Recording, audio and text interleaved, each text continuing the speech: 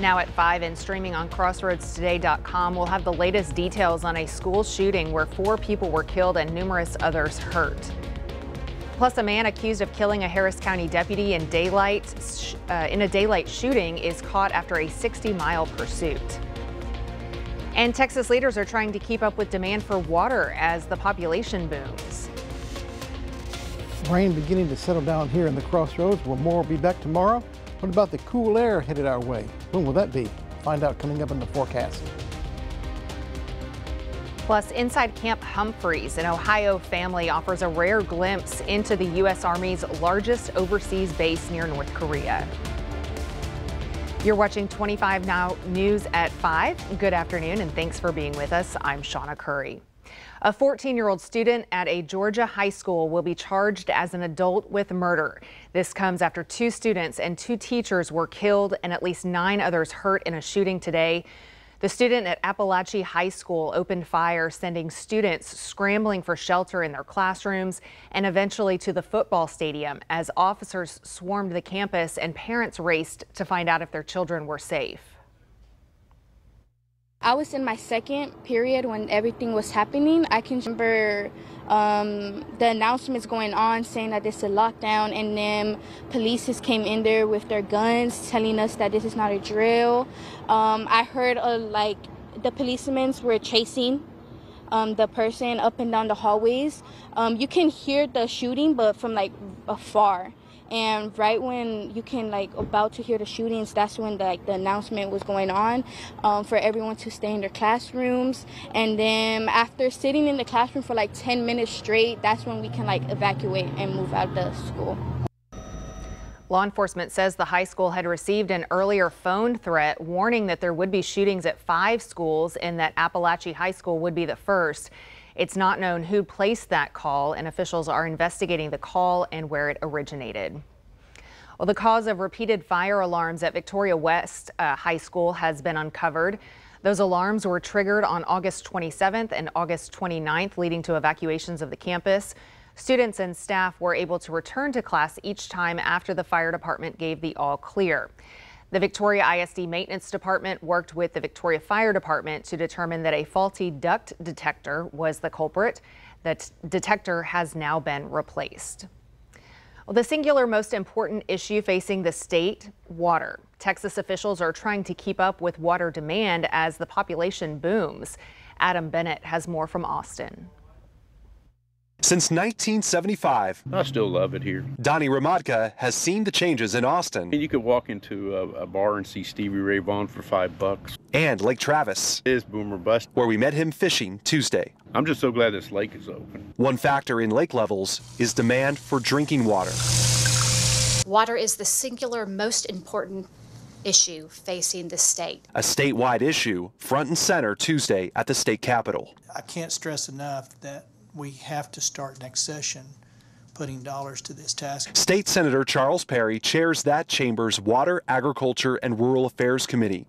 A summer survey of rural water systems found just 1 in 5 think they'll have enough water. Probably live in areas where you're still going an hour or 2 to Walmart. They don't think that the growth is coming. Big cities like Austin are working to reuse more wastewater. The head of Austin Water said they're finalizing a partnership with the private sector made possible by a new law. Austin Water estimates that such wastewater mining projects could save 60 million gallons or more per year in drinking water use, depending on how the wastewater is reused. As people keep moving to Texas. 20 years ago, they should have anticipated that. Longtime Texans hope their lawmakers keep moving forward with solutions. We get so much rain east of 290. I wish that we had a big reservoir out that way. To protect this resource over time. Well, and luckily we've been getting some rain into our lakes and rivers here in the Crossroads the last couple of days. Let's take a first look at your First Warn Storm Team forecast with meteorologist Trey Meinig. Trey. Exactly, Shawna. Yes, we've been catching up on the rainfall around here, which has sure been a beneficial thing. And the rain beginning to subside somewhat in Victoria as we speak. And more rain beginning to subside as well, headed toward the areas west of Goliad. Still more rain to come coming up for your day tomorrow. But take a look at this right quick. Look at the temperature. If I can go forward here. Here we go. Temperature is, what is it going to be? 79 degrees. Feels nice for the 5 o'clock in the afternoon. More comfortable temperatures headed our way? That is a yes. We'll give you the details coming up in your full forecast. Shawna? Thanks a lot, Trey. Well, FEMA representatives will be at the Palacios Pavilion helping residents with paperwork and federal assistance after Hurricane Beryl. The pavilion is located at 693 South Bay Boulevard. Representatives will be at the pavilion from 8 a.m. to 4 p.m. through Saturday. A 19-year-old Bay City man has been arrested in the deaths of 2 Van Vleck teenagers. According to the Bay City Sentinel, Kanye Williams was booked in connection with the deaths of 19-year-old Kylie Fulmer and 17-year-old Haley Matchett, who were passengers in the car that he was driving. Williams was booked on 2 second-degree felony counts for collision involving death. Authorities say Williams was the driver of the car that crashed and later caught fire after hitting another car and a utility pole early Monday morning in Van Vleck. He was later located at a hospital in Brazoria County. Well, the search for a man accused of gunning down a Harris County deputy in broad daylight stretched some 60 miles to Galveston, where he drove his car into the bay. The suspect was reportedly in the water for nearly 30 minutes, with video showing him waving his hands while treading water. Jessica Willey has more. With an orange sky as a backdrop, the suspect's Chevy Impala was pulled from Galveston Bay, a serene location for the end of a wild manhunt. This is one for the books. The suspect captured on drone video appearing to be in distress 60 yards from shore. According to Houston police, he sped down Channelview Drive, drove his car into the water, and got out to swim. Dozens of officers lined up to watch the spectacle and ensure he went no further, a police canine securing him once out of the water. It was around 12:45 when police responded to the intersection of Richmond and Fondren in southwest Houston. Video shared only with ABC 13 shows a man running away after the gunfire. Stunned eyewitnesses say he shot from one side of the car. All of a sudden, I heard pop, pop, pop. And then went back. He left and he came back again and he shot him from the other side. The victim identified as Mahir Husseini. He is married, owns a security business, and has worked 6 years as an officer in Texas, working for the Harris County Precinct 4 Constable's Office since 2021. The murder rocking the department. He was on his way to work, Constable Mark Herman says, when he was ambushed. And we hope that and know that the Houston Police Department will do all they can do to bring this individual to justice. License plate cameras put the suspect's car in Galveston County, a Galveston city official spotting it late this afternoon. City Marshal found the vehicle at a nearby hotel and wasn't quick enough. The guy saw the vehicle and jumped in his car and a short pursuit ensued. The suspect wheeled off to an ambulance with dog bites after going to great lengths to get away, accused of gunning down the unsuspecting deputy. Was the suspect known to the victim? We don't know. We don't know. Well, here are some of the top headlines that you can read in the Port Lavaca Wave. The Calhoun County ISD Board has approved a budget for this school year along with the tax rate, and the voter registration deadline is coming up. You can read these stories and more at portlavacawave.com. Well, Camp Humphreys, South Korea, is the U.S. Army's largest overseas base. It's close to North Korea and it's home to thousands of our troops. What was once farmland has expanded into a complex of apartment towers over the years. And an Ohio family of 7, that they have 2 sets of twins in their family. They're providing a rare insight into life on the base, which is vital for security in Asia. Mike Valerio takes us inside Camp Humphreys. It's where rock concerts roar and where families find new homes in Korea. Like the Cook family, trading their lives in Cincinnati, Ohio for Camp Humphreys, South Korea. It's the Army's busiest airfield in Asia and the biggest U.S. military base overseas. Camp Humphreys is about 60 miles away from North Korea, driving distance from the heavily fortified demilitarized zone, the DMZ, which divides the Korean peninsula. More than 40,000 people call Camp Humphreys home, including the Cooks. They have not 1, but 2 sets of twins. The youngest, just 8 months old. And when you set this, you won't have to. They came here because of Sergeant Terry Cook, an Army IT specialist, here to support the critical U.S.-South Korea military alliance. We met in Cincinnati, Ohio. But in dad mode with his wife Ree, he says it's all about supporting his parental platoon. I just really like to, spend as much time and maximize that time with this whole unit I got. I just like how you look right now. You are literally super dad. Camp Humphreys hosts the only U.S. Army division which is partially made up of South Korean soldiers. But the goal for families here is to immerse in Korean culture, which is especially important for Ree since she lived in Germany as a kid when her dad was a sergeant in the Army. Being able to provide my children with the same cultural experiences that I was given as a child is just extremely important to me as a mother. But for those looking for a slice of America, there's plenty. Texas Roadhouse, Yon-based golf course, and one of the biggest 4th of July celebrations on this side of the world. I hereby declare. There's also the feeling of belonging. Jubilation after years in the Army, finally becoming American citizens. Non-commissioned officer, NCO Sergeant Vanessa Ramo was born in the Philippines, supported here at her naturalization ceremony by her platoon. I didn't expect it to be here, honestly. It's great to do it overseas somewhere, especially in Korea. I love Korea. A slice of America, inextricably part of the Korean tapestry, and for its newest residents, hardly far from home. Mike Valerio, CNN, Camp Humphreys, South Korea. Remember to subscribe to our YouTube channel, Crossroads Today. Hit the like button and click the notification bell to receive a notification when we upload new content. Well, stay with us. Straight ahead on 25 News now at 5. Vice President Kamala Harris and former President Donald Trump face off in their first presidential debate. Also ahead, 1 in 50 Americans have an unruptured brain aneurysm. While most are treatable, some patients may be misdiagnosed.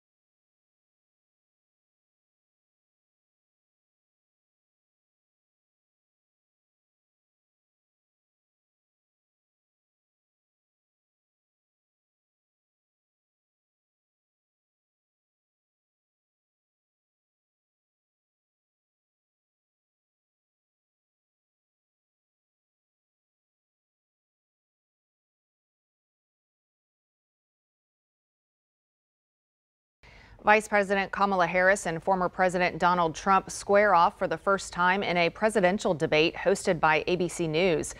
Both candidates are preparing in their own ways. Harris has done at least 2 mock debates, while Trump is meeting with policy advisors.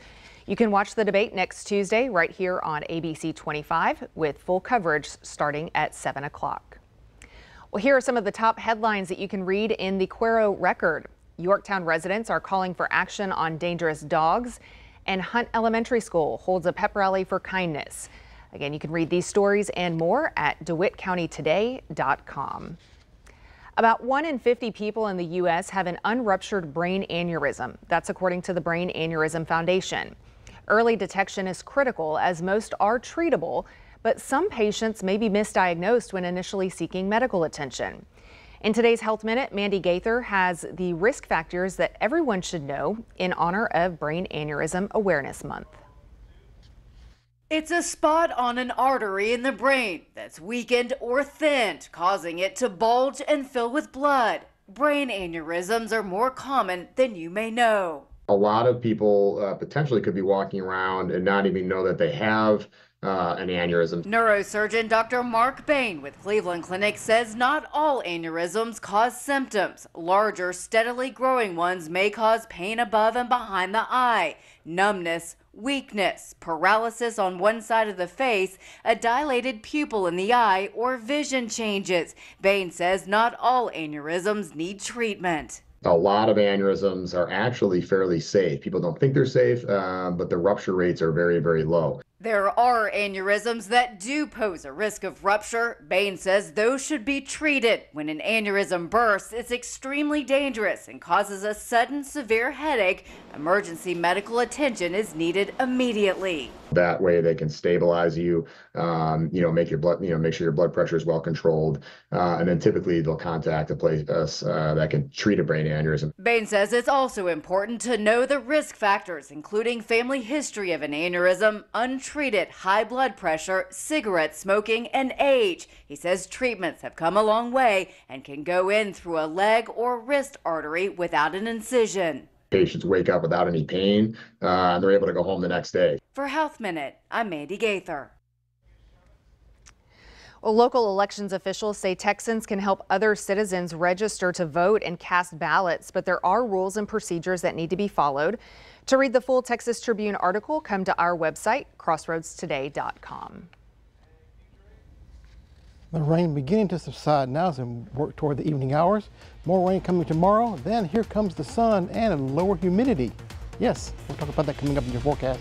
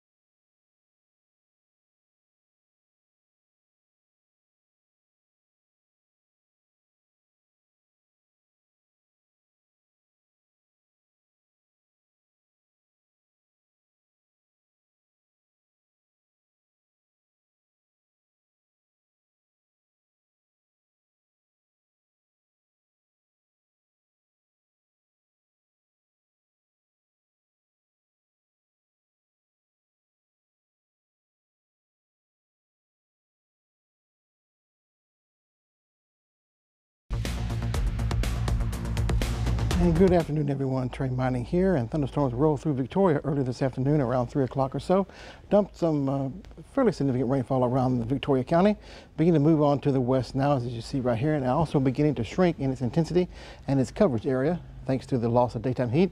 But more will be in the forecast tomorrow, as we still have that low pressure area in the Gulf, still roaming around and giving us moisture in the region here and keeping the rainfall chance alive. But that'll be changing coming up by Friday. I'll tell you why here in a little bit. Any additional rain we're going to have? Well, more than likely it'll be along the coast, anywhere from Port O'Connor, about an inch or so, to Palacios and points to the east from there. Further inland you go, the less the rain chances will be and the lesser the amounts will be. But there's kind of hit and miss in the rain amounts. You could have anywhere from 1/4 of an inch to half an inch, or maybe over an inch, depending on where you're located. So we'll keep that rain chance pretty much healthy and alive for the night tonight into your day tomorrow especially. And working on through your day on Thursday, which is tomorrow, further to the west, this low pressure area will begin to move further to the north, more toward the Louisiana coast coming up by your Thursday. Northerly winds around the low pressure area will begin to dry us out somewhat. So we'll have rain chances coming up for your day on Thursday as it rotates around. And then for your day on Friday, looking like the frontal system we've been tracking for the last several days will begin to push on through, which will really dry us out and give us some good weather for the weekend. The first real taste of fall headed our way. Looking forward to that. With the lows in the 60s, yes, that's very possible coming up by the weekend. And with the rain falling in Cuero, still with that rain moving on through, you see there behind the graphic here. Forecast, cloudy skies with temperatures in the 80s for highs for you again for your day tomorrow. Some localized heavy rainfall possible in some areas, so please be careful out there as you work your way through and go around the crossroads region. Port Lavaca, about the same, cloudy skies, scattered rain showers and thunderstorms throughout the day, starting along the coast, working its way inland throughout the day, as normally has been the case for the majority of the week, with 87 degrees for the daytime high, with scattered rain showers and storms here and there. And for Victoria, pretty much the same as well. Cloudy skies, maybe some peaks of the sunshine here and there, but otherwise scattered rain showers and storms in the forecast. Primarily in the afternoon when the daytime heating is at a maximum, so that's when the best time to expect those. And look at the forecast here. You like sunshine? Well, this forecast is going to be for you after we go through your day Thursday into your Friday. 30% chance on your Friday. More than likely this first half of the day. Front comes through, dries us out. Looks good for high school football, by the way. Looking like sunny skies will take us through the weekend and the next week. And return flow of moisture giving us rain chances for Tuesday and Wednesday. But look at the overnight lows, especially coming up for the weekend. In the 60, 65 degree reading, that's going to be nice and cool. The last time we had those was May, I believe. April or May when we had lows that cool. It's coming back again with low humidity, so feeling very nice for the weekend. In the next week, and the humidity will be back for Tuesday and Wednesday with more rain chances by then. So be weather aware one more day at least for some localized heavy rainfall. It could cause some ponding on the roadways. Otherwise, be careful out there and look forward to the weekend when we're going to get our reward of nice weather around here with sunshine. And take a look at this right here. This is the QR code. Get your smartphone, scan the code. You see right there. They'll take you to a web page. You can download our app, News, Weather, and Sports at your fingertips. Very easy, convenient, and it's free of charge to be connected with us. So if you haven't done so, be sure to have that on your phone today. Back to you, Shawna. All right, looking forward to that weekend forecast. Well, coming up next on 25 News Now at 5, we'll take a look at your stocks. Plus, a jury summons will soon mean more money for some people. We'll have the details on a new pilot program.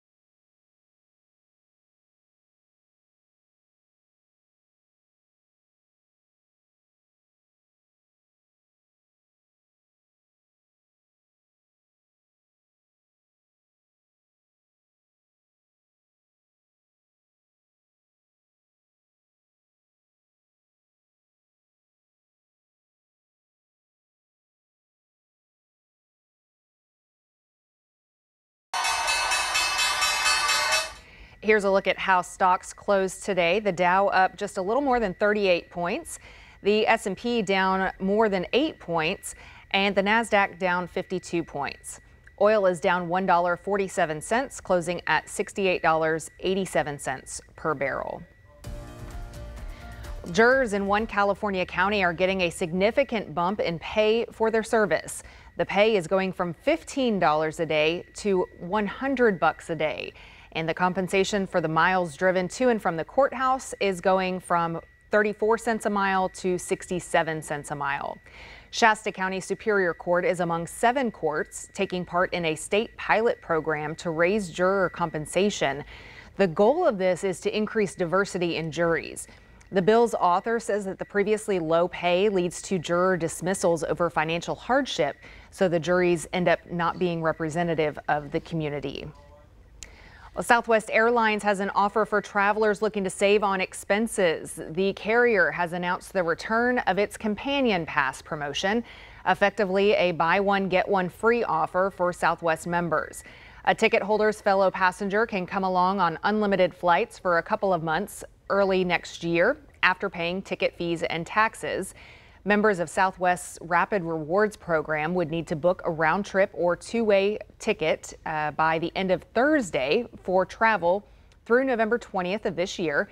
The pass would then be usable between January 6th and March 6th of 2025. Southwest made waves in its operating model earlier this year when it decided that it will drop its open seating policy that will allow the carrier to charge more for certain seats.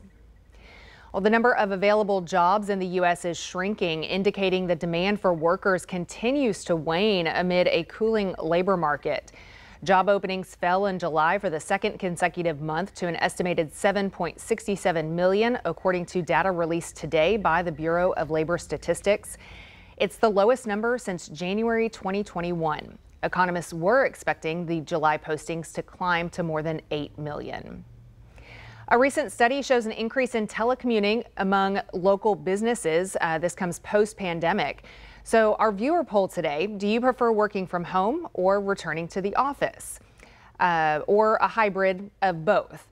Just over half of you say that you enjoy working from home, and then hybrid and returning to the office are just about split between the other half of our viewers. So we want to hear from you. Come to crossroadstoday.com/vote to participate, and we'll have the latest results on 25 News Now at 6. Well, stay with us. We'll take one last look at your forecast when we come back. Plus, the full cast is revealed for the 33rd season of Dancing with the Stars. We'll take a look at who is taking to the ballroom. And now here's a look at what's coming up on World News Tonight, right after 25 News Now at 5. Deadly high school shooting, 2 students, 2 teachers killed, and what we now know about the young shooter. The surgeon accused of removing the wrong organ. The patient died, and the American Airlines flight diverted. What a first-class passenger is accused of doing. We're next.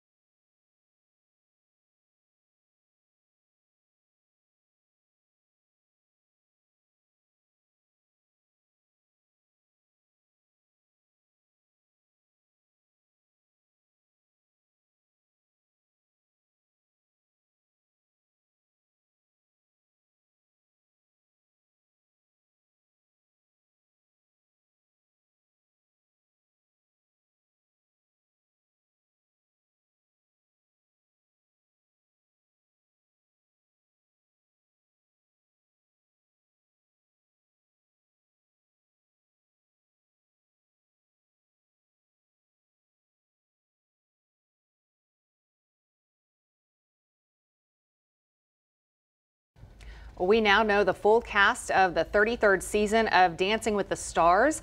The cast was revealed on Good Morning America this morning.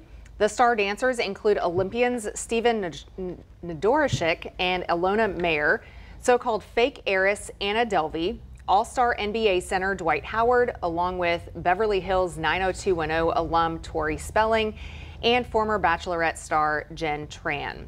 The new dancing season premieres Tuesday, September 17th on ABC and Disney+.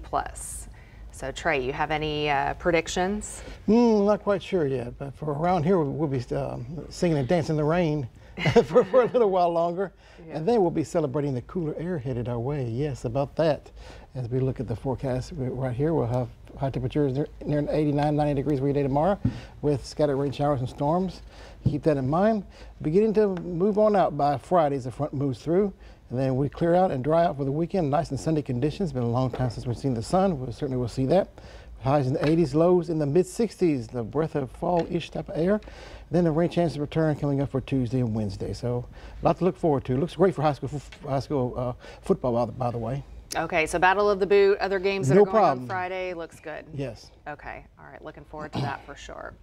Well, thank you for being with us. We hope to see you back here for 25 News Now at 6. World News Tonight with David Muir is up next.